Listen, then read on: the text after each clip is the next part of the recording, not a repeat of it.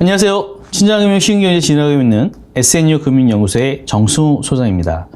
지금은 30대를 위한 재무관리 시리즈를 준비를 하고 강의하고 있고요. 오늘은 기틀부터 시작하는 지출관리에 대해서 말씀을 드리겠습니다.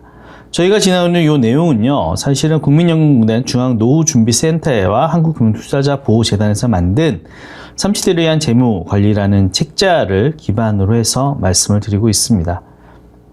일단 지출관리는 왜 해야 될까요? 너무나 당연하죠. 지출관리는 왜 해야 되느냐?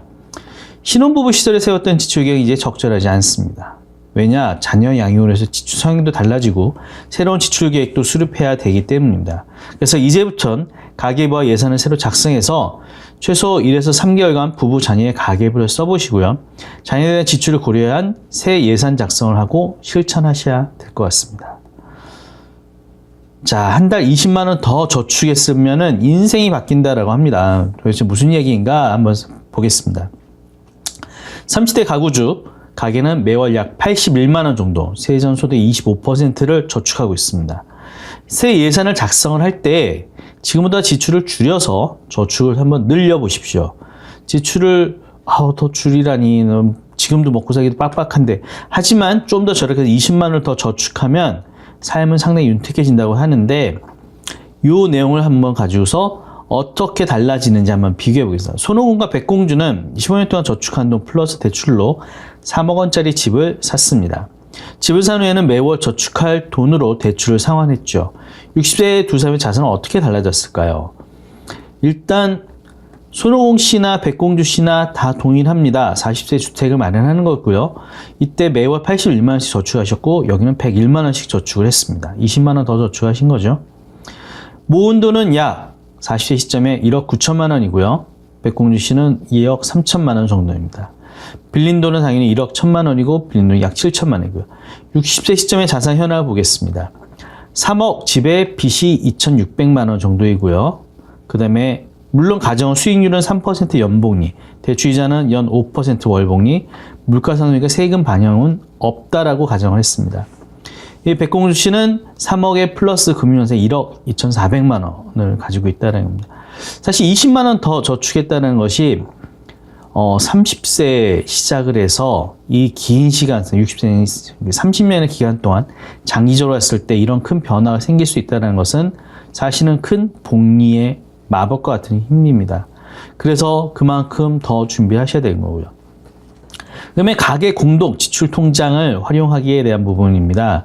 일단 가계 지출은 부부가 각자의 통장에서 쓰지 않고 가계 공동 지출 통장을 활용해 보시는 것이 좋습니다. 그래야 보편적으로 나가는 지출에 대해서 알 수 있기 때문입니다. 그래서 부부가 금요일마다 가계 지출 목표 금액을 가계에 있는 공통 지출 통장에다 입금을 합니다.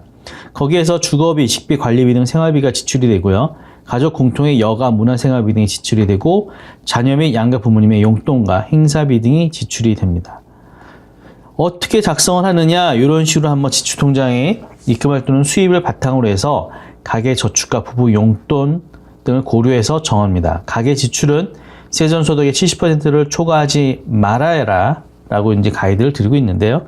이런 식으로 남편과 아내분의 사계 소득, 그 다음에 저축, 부부 용돈을 제외한 부분이 가계 지출 부분이 되겠죠. 이런 식으로 해서 한번 작성을 해보시다라는 조언을 드리고 있습니다.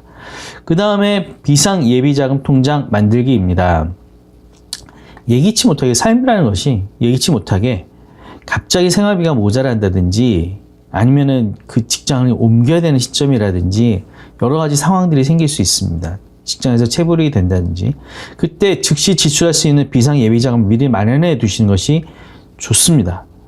대출을 받거나 예적금, 보험 등 금융상품 중도 해지하는 것을 피할 수 있기 때문에 비상 예비자금은 CM이나 MMF 등의 월 소비 지출 금액의 3에서 6배 정도의 적당한 금액을 넣어 두시는 것이 인생에 있어서 아마 큰 도움이 될 수 있지 않을까라는 생각입니다. 그래서 비상 예비자금 통장을 꼭 만들어 놓으시면은 일단 뿌듯해져요. 그리고 갑작스럽게 돈이 지급할 내용에 대해서도 좀 더 편안하게 준비할 수 있는 것들이 있습니다. 그런 심리적인 장점도 있기 때문에 이런 것들은 꼭 준비해 놓으시고, 비용 지출이나 이런 것들도 이제는 체크카드를 써서, 신용카드보다는 체크카드를 써서 그러한 그 예산 범위 안 내에서 지출할 수 있는 것을 습관을 가져가시는 것이 좋을 것 같습니다. 오늘도 함께 해주셔서 감사합니다. 구독하기와 추천해주기는 저희에게도 큰 도움이 될 것 같습니다. 앞으로도 많이 살펴봐 주시고 관심 가져주시기 바랍니다. 감사합니다.